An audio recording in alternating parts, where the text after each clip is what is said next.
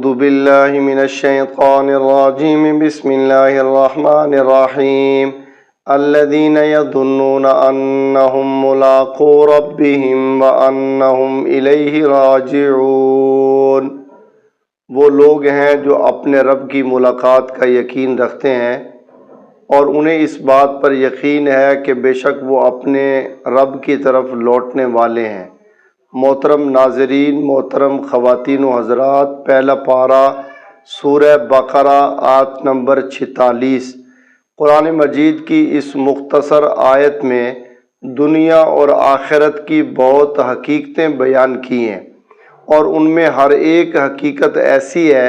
اگر وہ ہماری عملی زندگی میں پیدا ہو جائے تو ہماری زندگی کا معیار بدل جائے اور ہماری فکر کے زاویے بھی تبدیل ہو جائیں۔ قرآن مجید نے اس بات پر بہت کوشش کی ہے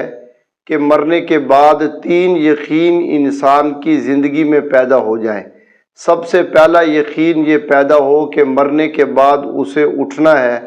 اللہ تعالیٰ نے اسے دوبارہ اٹھانا ہے، جس کو بعث بعد الموت کا عقیدہ کہتے ہیں۔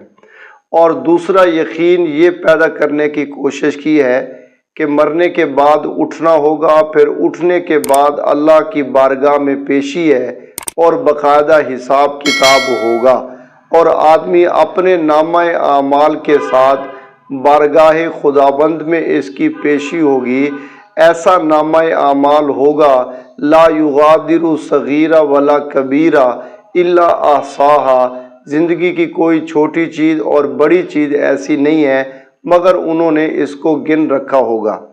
اور تیسرا یقین یہ پیدا کرنے کی کوشش کی ہے کہ حساب کتاب کے بعد پھر جزا ہے، اور جزا کی اللہ تعالیٰ نے 2 ٹھکانے اللہ نے بنائے ہیں۔ نیکیوں کا ٹھکانہ اللہ نے جنت کی صورت میں، اور بدیوں کا ٹھکانہ اور اس کی جزا اللہ تعالیٰ نے جہنم کی صورت میں۔ تو یہ 3 یقین مرنے کے بعد پیدا کرنے کی کوشش کی گئی ہے کہ اٹھنا ہوگا، حساب ہوگا، اور پھر اس کے بعد جزا ہوگی۔ اور پھر قرآن مجید نے ان 3 یقینوں پر 4 فوائد بڑی کثرت کے ساتھ قرآن مجید میں جا بجا نقل کیے ہیں کہ اگر یہ 3 یقین پیدا ہو جائیں تو ان سے فائدہ کیا ہوگا۔ تو دنیاوی زندگی میں سب سے پہلا فائدہ یہ حاصل ہوگا کہ انہا لکبیرہ، کہ وہ جو عبادت کرنا مشکل تھا، وہ جو عمل کی مشقت اٹھانا اس کے لیے آسان نہیں تھا، جب یہ تینوں یقین پیدا ہو جائیں گے تو اللہ تعالیٰ اس کے اوپر عبادات کو آسان کر دیں گے، اور عمل کی مشقت برداشت کرنا بھی اس کے لیے مشکل نہ رہے گا۔ اور دوسرا فائدہ یہ ہوگا کہ اللہ تعالیٰ اس کے دل میں یہ خیال پختہ طور پر جما دیں گے کہ تیری محنت رائے گاہ نہیں جائے گی، کہ وہ جو تو مشقت برداشت کر رہا ہے اور وہ جو عبادات تو کر رہا ہے، وہ گرمی اور سردی میں تیرا نرم اور گرم بستر چھوڑ کے جانا، اور تیرا سفر کرنا، اور تیرا پھر اللہ کے راستے میں خرچ کا بوجھ برداشت کرنا، یہ ساری چیزیں وہ ہیں جو بظاہر مشکل تو ہیں، لیکن اگر تو ان کو خوشی کے ساتھ ادا کرے گا تو یہ تیری محنت رائے گاہ نہیں جائے گی، بلکہ اللہ تعالیٰ کی بارگاہ میں تجھے اس کا صلہ ملے گا۔ اور تیسرا فائدہ اس پر یہ بتایا کہ یہ جو آخرت کا عقیدہ ہے، یہ دنیا کے رویے بھی انسان کے تبدیل کر دیتا ہے۔ چنانچہ آپ مشاہدہ کریں کہ آخرت جن لوگوں کے دل دماغ پہ چھائی ہوتی ہے ان کے رویے اور طرح کے ہوتے ہیں، اور جو آخرت سے بالکل غافل ہوتے ہیں ان کے رویے اور طرح کے ہوتے ہیں۔ اس لیے کہتے ہیں کہ سب سے زیادہ آدمی کے ایمان کو سنبھالنے اور سنوارنے والی جو چیز ہے وہ اس کا ایمان ہے۔ اور اللہ تعالیٰ نے یہ بھی اس کا ایک باقاعدہ فائدہ ذکر کیا ہے کہ جس کی زندگی میں یہ 3 یقین پیدا ہو جائیں گے تو پھر وہ آخرت کی زندگی جو ہے وہ دنیا کے مقابلے کے اندر جو ہے وہ زیادہ پسند کرنے والا ہوتا ہے۔ تو یہ فوائد اس کو ان 3 یقینوں کی بنیاد پر جو ہے وہ اس کو حاصل ہوتے ہیں۔ اور اسی طرح یہ قرآن مجید کی یہ آیت یہ بھی ایک حقیقت بیان کر رہی ہے کہ جو عمل کی کمزوری ہے وہ یقین کی کمزوری سے پیدا ہوتی ہے۔ اگر ایک آدمی کا یقین اور اس کا عقیدہ مضبوط ہے تو اس بنیاد پر اس کا عمل بھی مضبوط ہوگا۔ اگر خدا نخواستہ اس میں یقین کی کمزوری پیدا ہو گئی تو اس کا عمل جو ہے وہ خود بخود کمزور ہو جائے گا۔ اس کی مثال ایسے سمجھیں جیسے ایک بچہ ہے، اس کا یقین آگ کے جلانے سے متعلق کمزور ہوتا ہے تو وہ عین ممکن ہے کہ اپنا ہاتھ وہ آگ کی طرف لے جائے، اور ایک سمجھدار بچہ کہ جس کا یقین آگ کے جلانے پہ پختہ ہوتا ہے تو وہ حتی الوسع اپنے آپ کو آگ سے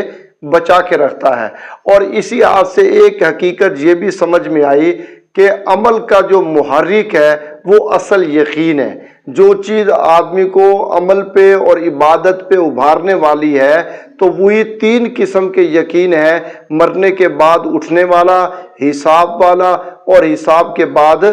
جزا والا۔ اور پھر اسی طریقے پر یہ بھی پتہ چلا کہ آدمی کی اصل جو طاقت ہے وہ اس کا جسم نہیں ہے،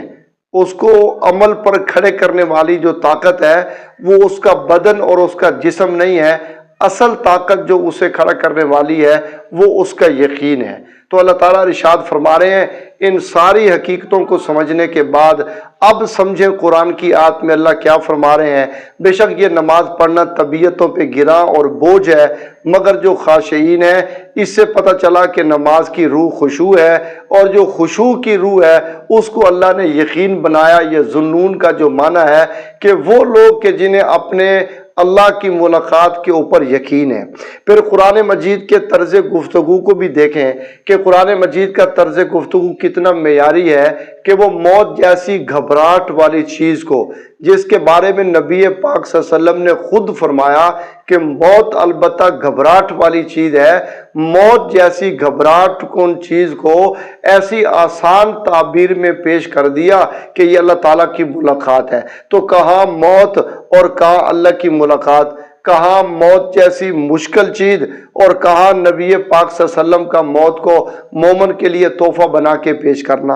اور پھر آیت کے آخری حصے میں بیان فرمایا، بے شک تم یقین کر لو کہ تم اللہ کی طرف لوٹنے والے ہو۔ اس سے پتہ چلا کہ ہماری جو منزل ہے وہ بیوی بچے نہیں ہے، ہماری منزل مال و دولت نہیں ہے، ہماری منزل کوٹھی اور مکان نہیں ہے، ہماری منزل عہدہ اور ڈگری نہیں ہے، ہماری منزل منصب اور پیسہ نہیں ہے۔ یہ ساری چیزیں جو ہے وہ دنیا کے سفر کی چیزیں ہیں۔ اصل جو ہماری منزل ہے وہ اللہ تعالیٰ کی ذات ہے، اور اسی کا یقین قرآن مجید کی اس آیت میں موجود ہے کہ بے شک تم یقین کر لو کہ تم سب اللہ کی طرف لوٹ کے جانے والے ہو اور وہی تمہاری اصل منزل ہے۔ اللہ تعالیٰ ہم سب کو آخرت پر یقین کامل نصیب فرمائے، اور اسی عقیدے کی بنیاد پر اللہ ہمیں اپنی دنیا کو سنوارنے کی اور عبادات اور اعمال والی زندگی اللہ تعالیٰ ہم سب کو نصیب فرمائے۔